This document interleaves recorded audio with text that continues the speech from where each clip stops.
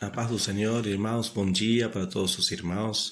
É bom estar aqui juntos, em comunhão, nos alimentando, nos nutrindo da palavra do Senhor, neste tempo que não podemos ter os cultos presenciais, uma por causa da pandemia que temos, infelizmente, irmãos afetados com o vírus e outros pelas restrições impostas pelo governo, que nós temos que respeitar as autoridades e, bom, este é um tempo diferente, um tempo que nos ha tocado viver em meio desta terra.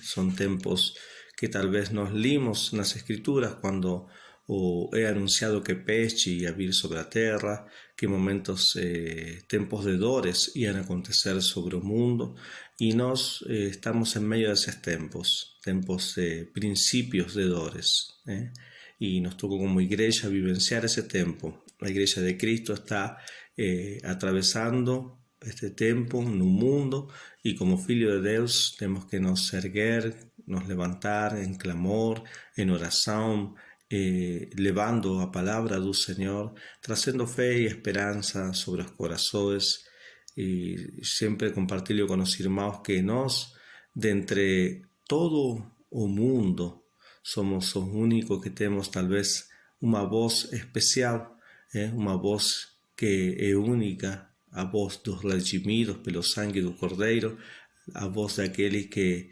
pode chegar ao coração do Pai.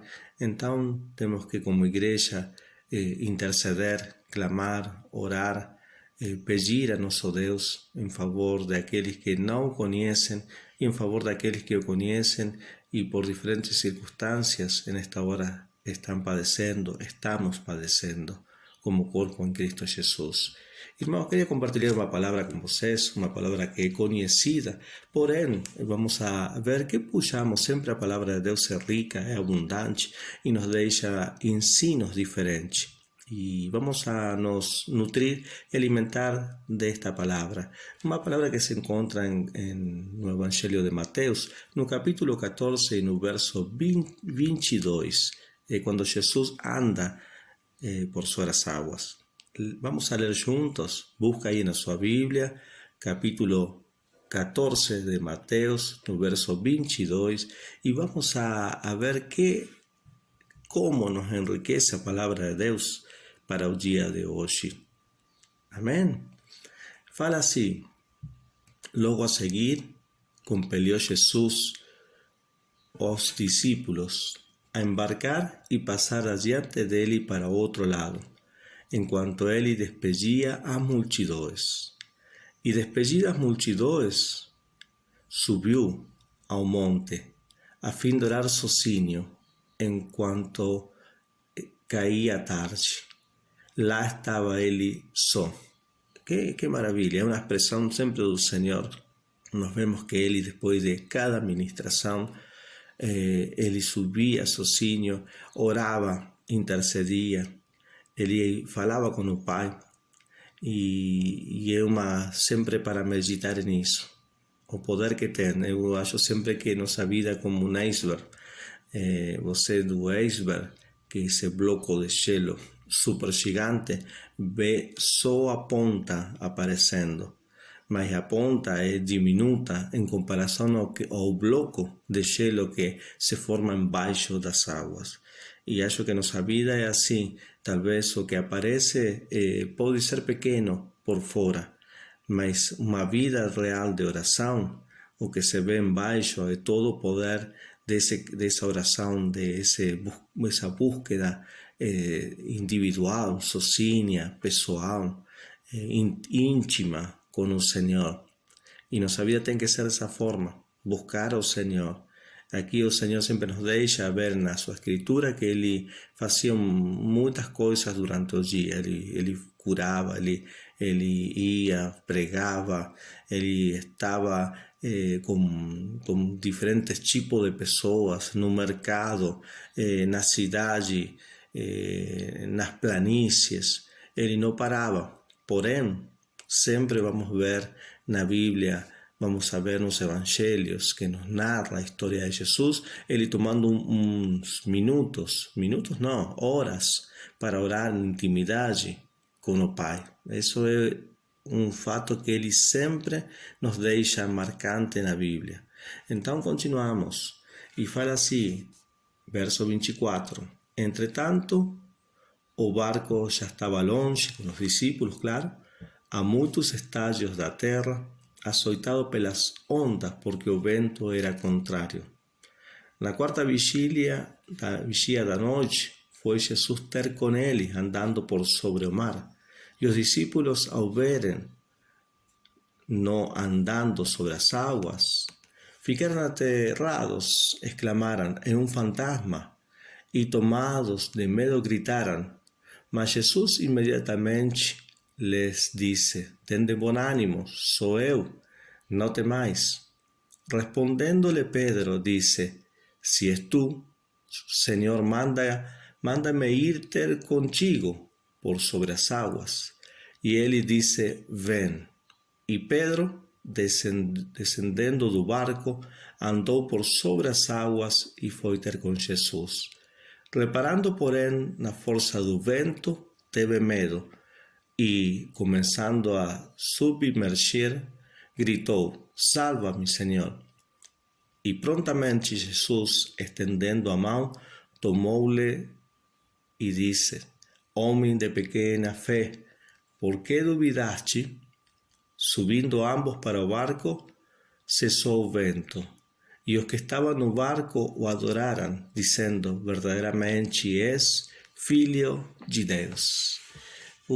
Que palavra, porque nós lemos elas muitas vezes, já escutamos muitas pregações desta passagem, e uma coisa assim ficou nesta semana. Na verdade, esta palavra eu queria compartilhar com os irmãos já domingos atrás, quando eu também fiquei doente e não consegui, e sempre ficou na minha cabeça. Por quê?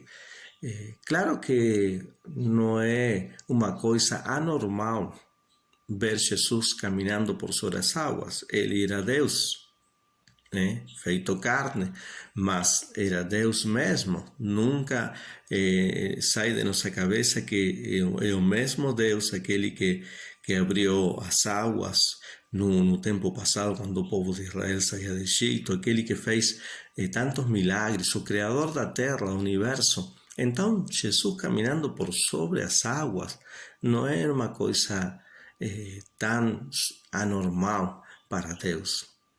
Porém, Pedro caminhando por sobre as águas, isso sim que é uma coisa diferente. Pedro era um ser humano, um homem normal. O que aconteceu para Pedro caminhar sobre as águas? E por que Pedro, ele quis caminhar por sobre as águas? Para muitas coisas da Bíblia, nós temos que entender o seguinte: nós somos, em nosso caso, latino-americanos, nosso pensamento, nossa cultura é uma cultura latino-americana, é uma cultura de esta terra, deste povo, desta região, de Sudamérica, mas Jesus e os discípulos, eles estavam situados em Israel, onde a cultura judeia é totalmente diferente à nossa cultura. Então, para entender um pouco o que aconteceu na mente de Pedro, nessa hora que ele pediu para Jesus, para ir com Jesus, nós temos que entrar um pouco e analisar a cultura do povo nesse tempo, no tempo de Jesus. E se uma coisa tinha nascido os judeus no tempo de Jesus, uma coisa que eles valorizavam, pela qual se sentiam orgulhosos, e eu vou compartilhar um pouco de história para a gente entender isso. Eles sentiam muito orgulho na forma de educação que eles tinham. As crianças judias, elas começavam a estudar a partir dos 5 anos. Nos 5 anos, as crianças judias, hebreias, elas iam para a sinagoga local, próxima da casa, e lá estudavam. Nesse lugar era ensinado, claro, matemática, tudo um ensino que era preparado, mas também o que era fundamental no ensino era ensino da palavra de Deus. E era um lugar onde eles tinham que aprender a palavra de Deus. Lá estudavam os meninos de 5 anos até mais ou menos uns 10 anos de idade, e começava o estudo dele. Com 5 anos de idade, esse ensino que era fundamental para ele tinha que aprender a palavra de Deus, mas não era aprender simplesmente algumas partes. Era ensinado o que era a Torá. A Torá são os primeiros 5 livros da Bíblia, o Pentateuco, os primeiros 5 livros da Bíblia que nós temos, Gênesis, Levítico, Número, e mais 2 livros, Deuteronômio. Era ensinado a eles, era ensinado para estudar e para aprender não de uma forma simples, senão de uma forma decorada. Então, cada menino judeu, ele aprendia os primeiros 5 livros da lei no início da sua infância. Depois de ter 10 anos de idade, o menino hebreu, ele tinha uma segunda opção. Nessa primeira fase que eu falei para você, dos 5 primeiros anos, esse ensino era chamado Bel Sefer. Imagina, 5 a 10 anos de idade, Bet Sefer, na verdade seria aqui, estava o ensino dele, estava focado, além de aprender as coisas normais, como ler e leitura e matemática, em decorar os primeiros 5 livros da Bíblia. E esse ensino era dividido em 3 níveis. E este era o primeiro nível de ensino para um hebreu, para um menino hebreu. Depois disso, ele tinha uma opção. A segunda opção era passar para um segundo nível ou ir para a casa e aprender o ofício da família. Se era pescador, aprendia a pescar. Se era comerciante, aprendia comércio. Se era carpinteiro, aprendia a trabalhar na carpinteria com o pai. E se não, continuava na sinagoga e passava a um segundo nível. Na verdade, esse ensino que eles tinham era um ensino que purificava os qualificados dos não qualificados. E era uma honra para a família aquele que chegava no terceiro nível. Mas vamos ver um pouco qual era o segundo nível. O segundo nível que o menino participava, que já estava com 10 anos, era chamado de Beit Talmud. Beit Talmud, eles já sabiam a Torá, mas agora, nesse Beit Talmud, que ia dos 10 anos até os 15 anos, eles, no segundo nível, tinham que decorar os outros livros do Antigo Testamento, a Torá toda. Imagina se para nós é difícil decorar, às vezes, um verso bíblico. Irmãos, imagina o que é decorar todo o Antigo Testamento. São muitos livros na Bíblia para decorar no Antigo Testamento. Se nós pegamos nossa Bíblia, só para ver até onde chega, é um volume bem grande para decorar. E nós vamos ver mais ou menos que era para decorar este tamanho, para você ter uma ideia, este tamanho que você tinha que decorar. Então a pessoa o menino já tinha 15 anos e sabia isto que nós vemos aqui, este volume da Bíblia. Então era um nível já alto. Por isso, o segundo nível, que é chamado de Beit Talmud, o menino já sabia todo o Antigo Testamento. Era decorado. Era um ensino bem forte. Não todos chegavam a essa qualificação. Eram muito poucos. Mas se a pessoa chegava nessa qualificação, da qual a maioria já desistia, a maioria já estava aprendendo na casa o ofício do pai, o ofício da família. Se alguém passava nessa qualificação, que era já muito pouco, chegava a um terceiro nível. O terceiro nível era chamado no ensino hebraico Beit Midrash. Esse ensino era dos 15 anos até os 30 anos. Agora você me pode ver por que vamos analisar a Bíblia de uma mente hebreia, uma mente judeia, e entender algumas coisas que aconteciam.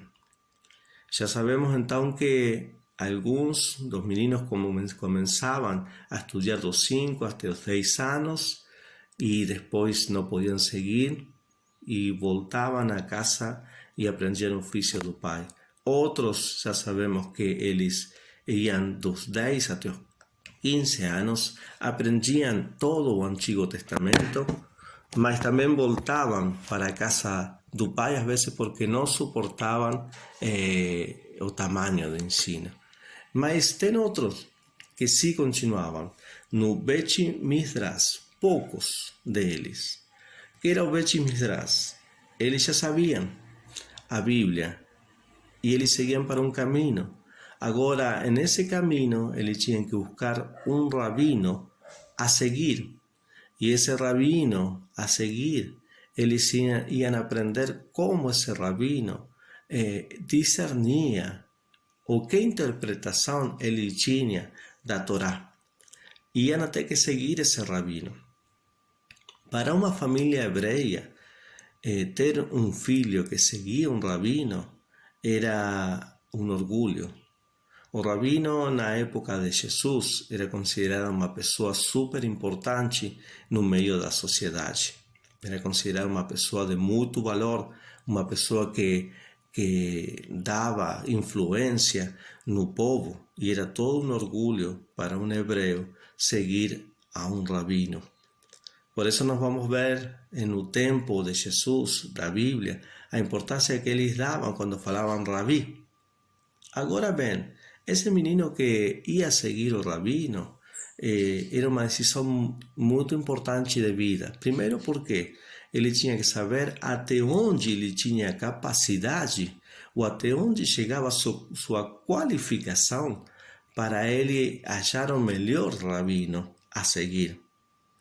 A família, quando o filho ia seguir o rabino, ele fazia uma oração, colocava a mão sobre a vida desse ainda garoto, e fazia uma oração. A oração era que o pó dos pés do rabino cubra todo o seu corpo.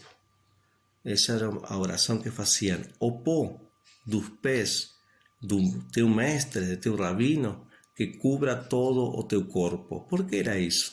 Porque a partir do momento que o menino podia e conseguia um rabino, ele ia ir detrás dele, e em meio de todo esse calor de 40 graus da terra de Israel, o pó ia ir da frente do rabino, chegando aos pés e ao corpo do discípulo que ia seguir. Era tão valoroso que ainda o pó tinha um valor sem igual para aquele que seguia um rabino. Agora bem, não era tão fácil assim seguir um rabino, porque o menino tinha que ir na frente do rabino e falar: eu quero ser teu discípulo. E para isso, o rabino não era que aceitava qualquer um. Segundo o grau de importância do rabino, fazia exames, fazia testes, fazia perguntas da Torá, fazia perguntas da vida, fazia perguntas do que ele achava importante que tinha que ter seu discípulo. E se caso não aprovasse, ia falar para ele: você é um bom menino, você ama a Deus, mas volta para a casa de teu pai e aprende o ofício. E caso ele aprovasse, ele ia dizer uma palavra que ia transformar e mudar a vida desse garoto, porque ele ia deixar a casa do pai e ia seguir o rabino onde ele for, dos 15 até os 30 anos. E se ele chegava a uma altura como do rabino, talvez podia se convertir em rabino.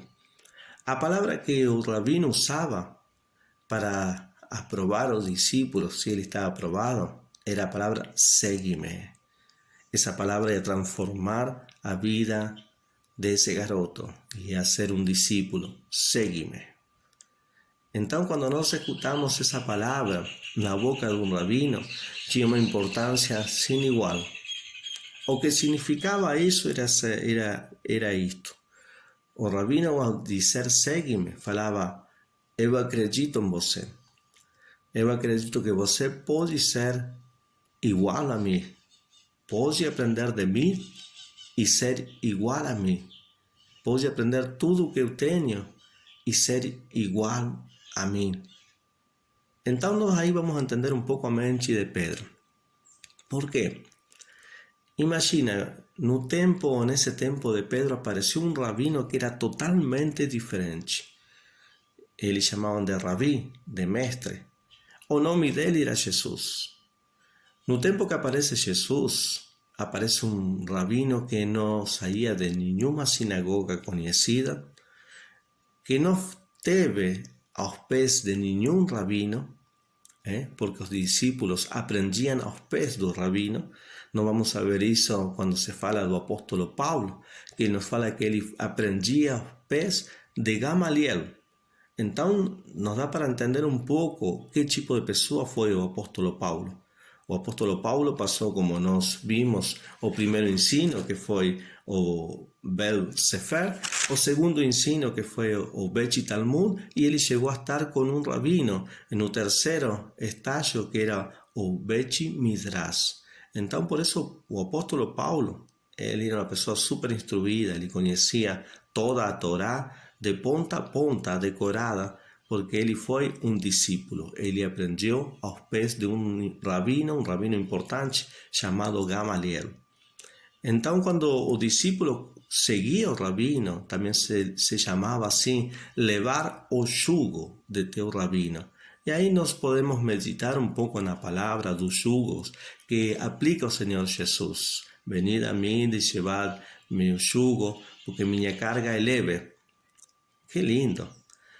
Nós vamos entendendo um pouco o que o Senhor ia tentando nos explicar com algumas de suas palavras, sabendo como era a cultura nesse tempo de que Jesus viveu, a cultura hebreia. Mas bom, vamos voltar. Jesus era era um rabino diferente.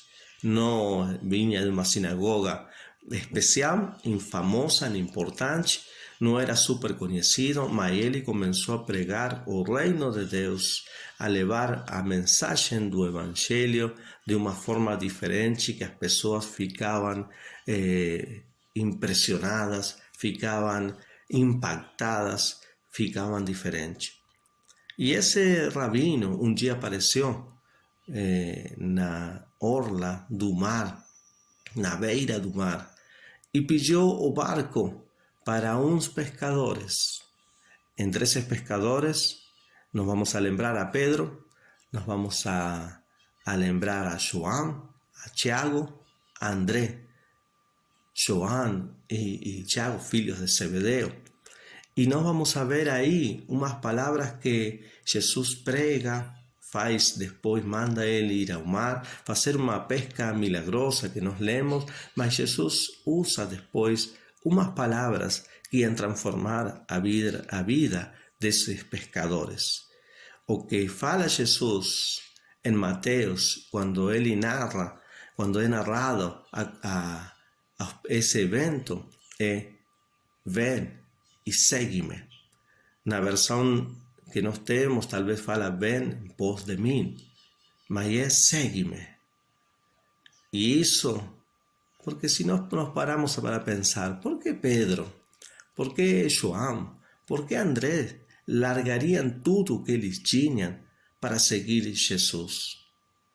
Isso é uma coisa que ninguém faz. Ninguém está assim caminhando pela rua, passa alguém e fala: segue-me, e larga tudo, larga casa, larga emprego, larga tudo que tem para ir em pos dele. Mas quando nós entendemos como foi explicado o ensino hebreu, aí nós vamos abrir nosso entendimento, porque nesse momento a Bíblia não nos fala que foi revelado para ele que Jesus era o Filho de Deus. Eles não estavam seguindo nesse momento o Filho de Deus nas suas mentes, eles estavam seguindo um rabino com um ensino de Deus diferente.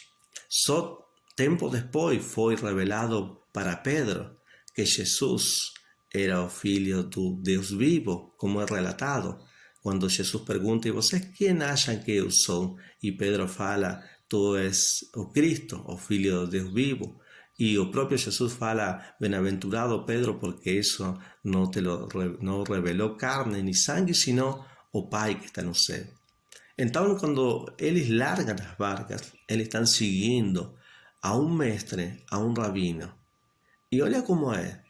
Porque com certeza se Pedro e todos seus camaradas que estavam aí no entorno não estavam aí pescando, eles com certeza eram pessoas não qualificadas. Por quê?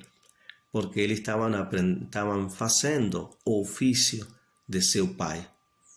É maravilhoso.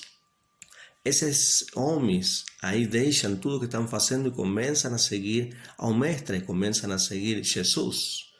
Depois Jesus passa com o tempo, a Bíblia nos relata várias passagens desse segue-me. Uma delas, depois que nos relata, é justamente de Mateus, quem escreveu este evangelho. Mateus era um recaudador de impostos, não sabemos. E Mateus estava arrecadando imposto, trabalhando, e passa Jesus e fala o mesmo para Mateus. Mateus, segue-me. E Mateus se levanta e deixa tudo e começa a seguir a Jesus. Porque Mateus era outro que não era qualificado, que não foi qualificado, que não conseguiu seguir um rabino, mas que agora tinha oportunidade de seguir alguém que estava chamando para ele ser um discípulo. Que impressionante quando nós analisamos a Bíblia através da história. Agora, que nos deixa isto? Outro que tem outro chamado semelhante é Filipe. Filipe também. O próprio Senhor fala a Filipe em João capítulo 1, no verso 43, fala para Filipe, segue-me. E Filipe também segue a Jesus.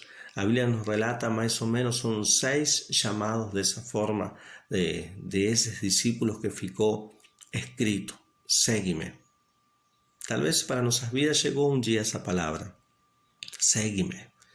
Mas a palavra que tinha esse poder era uma palavra que a pessoa que se transformava em discípulo ia seguir a seu mestre, a seu rabino, e ia amar essa pessoa, de tal forma que queria ser igual a ele.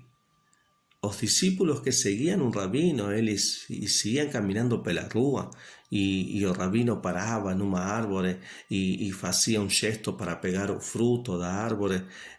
A paixão que tinham e a vontade dos discípulos ser igual ao mestre era tão grande que os discípulos que vinham detrás iam parar e observar o fruto da mesma forma, tocar o fruto da mesma forma, pegar o fruto da mesma forma, porque tinha que ser igual a seu mestre. A palavra de Deus nos revela que nós temos que ser igual a Jesus. Hoje nós transformados, inspirados e sendo trabalhados pela obra de seu Espírito Santo. Mas possa se cumprir essa palavra para nossas vidas, que o pó de nosso mestre, que estemos impregnados do pó de nosso mestre. A única forma de estar impregnado do pó de nosso mestre é seguir em pós dele, é seguir detrás dele. O ensino de Jesus, quando falava segue-me, depois ele falou para a multidão, todo aquele que quer vir em pós de mim, tome sua cruz, negue-se a si mesmo, a cada dia tome sua cruz e venha e segue-me. É um chamado universal para todos ir em pós de Jesus. Agora bem, vamos a voltar a Pedro na barca, junto com os discípulos. Eram as 3 horas da madrugada, ou quando eles estavam na barca e estavam lá sozinhos em meio de um temporal. 4 deles eram pescadores, sabiam bem o que era águas agitadas, um mar agitado, mas os restantes, os outros 8, não sabiam, eram recaudadores de impostos, eram de outros ofícios. E acho que qualquer um de nós, em meio de um temporal com um barquinho, teríamos medo. Tanto assim que eles gritavam. Acho que pensaram que era o último momento da sua vida. Mas eles obedeceram o que o rabino dele, o mestre, Jesus, mandou, que era subir no barco e ir do outro lado. No meio disso, Jesus, em outra passagem, nos fala que ele, caminhando por sobre as águas, queria ultrapassar eles. Mas alguém deles, no meio da escuridão, irmão, esse barquinho não tinha luz, não tinha camarote, não tinha nada. E eles estavam gritando de medo, de morrer dentro desse barquinho. Mas aparece uma figura que eles veem assim e algum deles falam, olha, é um fantasma, porque se via alguma coisa no meio da tempestade, no meio das águas agitadas e no meio da escuridão. Mas isso não era um fantasma. Outro fala, não, é Jesus. Alguém viu, discerniu, viu assim ao mestre. E Pedro, o que levou a Pedro a falar, se é Jesus, manda eu ir contigo? O que levou a Pedro a pronunciar essa frase? Qual de nós, no meio de uma tempestade, com águas agitadas, com perigo de morrer, falaria essas palavras? As palavras que pronunciou Pedro eram as palavras de um discípulo desse tempo. O discípulo desse tempo queria ser igual ao mestre. Se o mestre fazia isso, o mestre garantiu e me chamou, me falou, segue-me. Ele garantiu que eu podia ser igual a ele e podia fazer o que ele mesmo faz. Então, quando Jesus fala, vem, Pedro não duvidou, tirou as pernas dele do barquinho e colocou sobre as águas e começou a caminhar, passo por passo. Estava copiando o mestre. Só que depois, ele vendo a tempestade, aí duvidou e se afundou. De que duvidou Pedro? Duvidou de Jesus? Claro que não. Jesus estava aí, parado sobre as águas ainda, fazendo o que no reino de Deus é natural e o que para nós é sobrenatural. Mas Pedro duvidou de si mesmo. Duvidou quando tirou os olhos de Jesus e começou a ver a tempestade, quando começou a se ver a si mesmo, porque o homem natural sozinho é impossível caminhar por sobre as águas. É maravilhoso ver isto, porque nossa vida em Jesus podemos ser igual a nosso mestre, podemos fazer as mesmas coisas que nosso mestre fez, só olhando ele e copiando ele. Se olhamos para outro lado de nossa vida e vemos as coisas deste mundo, tirando o foco de nosso mestre, já não vamos ser igual a ele. Irmãos, quando os discípulos foram chamados, o rabino sempre chamava pessoas de menor idade a seguir, não eram pessoas de maior idade que ele, sempre eram pessoas de menor idade. Quando nós assistimos filmes acerca dos discípulos, quando assistimos filmes acerca desses homens que seguiram a Jesus, pelo geral colocam pessoas de aproximadamente uns 40 anos, já são pessoas mais maduras, mas não é assim. Se Jesus começou o ministério com 30 anos, quantos anos será que tinham os discípulos de Jesus? Quantos anos tinha Pedro quando começou a seguir a Jesus? Será que tinha 17, 20, 25? Os estudiosos da Bíblia falam que Pedro podia chegar a ter uns 22 anos aproximadamente. Ou seja, pessoas jovens seguindo ao mestre. Agora, meus irmãos, eu queria trazer esta palavra para vocês porque para saber realmente a importância da voz de nosso Senhor quando Ele nos falou, segue-me. Eu quero te ensinar tudo o que eu sei e eu quero que você seja como eu sou. O próprio Jesus nos fala que jamais o discípulo pode chegar a ser como o mestre, mas nunca pode passar ao mestre. Mas também em outra palavra, o próprio Senhor Jesus falou para os discípulos: maiores obras das que eu fiz, vocês farão. Que palavra maravilhosa, irmãos. Nós temos o mestre dos mestres. Nós éramos pessoas que não éramos qualificadas se era por ensino para seguir alguém. Éramos pessoas desajeitadas, muitos de nós, não preparadas, muitos de nós, mas o Senhor nos escolheu para que sigamos as suas pisadas e possamos ir em pos dele, aprendendo e fazendo o que ele fez.